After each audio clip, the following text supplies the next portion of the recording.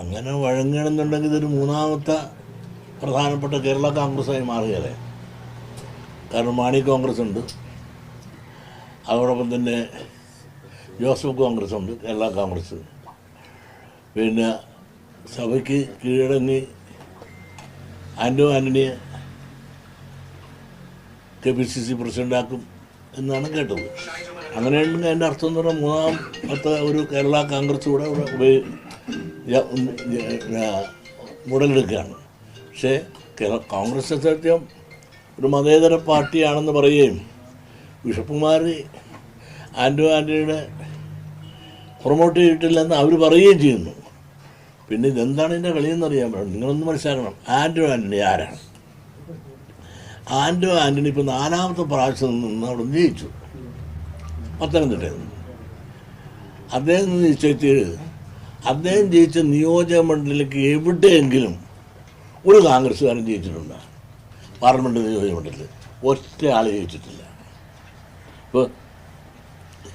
ഇപ്പോൾ ഓപ്പറേഷൻ സിന്ദൂറാണല്ല, ഇപ്പോൾ ഓപ്പറേഷൻ സുധാകരനും കൂടെയാണ്.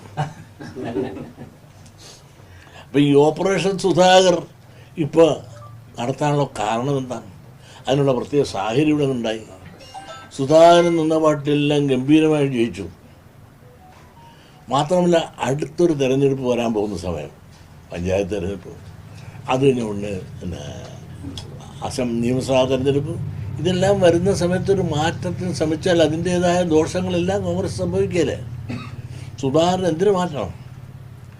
സുധാകരൻ കരുത്തനും മിടുക്കനും പ്രഗത്ഭനും ആയ ഒരു KPCC പ്രസിഡൻ്റാണ് തെളിയിച്ചു കഴിഞ്ഞു. അതുകൊണ്ട് തന്നെയല്ല അദ്ദേഹത്തിന് എല്ലാവരും തോക്കുമെന്ന് വിചാരിച്ചിട്ട് 1 ലക്ഷത്തിന് മേൽ വോട്ടാണ് ജയിച്ചത്. ആൻ്റണി ജയിച്ചത് എങ്ങനെയാണ്? നമ്മുടെ ആൻ്റണി സാറിൻ്റെ മകനുണ്ടല്ലോ, നിൽക്കാതിരുന്നെങ്കിൽ 1,60,000 വോട്ടിന് തോറ്റാണ്. കാരണം 60,000 വോട്ടിനാണ് ജയിച്ചത്. 3 ലക്ഷം വോട്ടോളം നമ്മുടെ തോമസ് സാർ മേടിച്ചിട്ടുണ്ട്.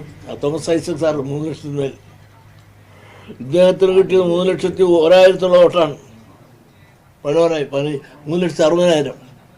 60,000 വോട്ടിൻ്റെ ഭൂരിപക്ഷം കിട്ടുമ്പോൾ അവിടെ അപ്പോഴും AK ആൻ്റണിയുടെ മകനുണ്ടല്ലോ 2 ലക്ഷത്തിന് മേൽ വോട്ട് മേടിച്ചിട്ടുണ്ട്.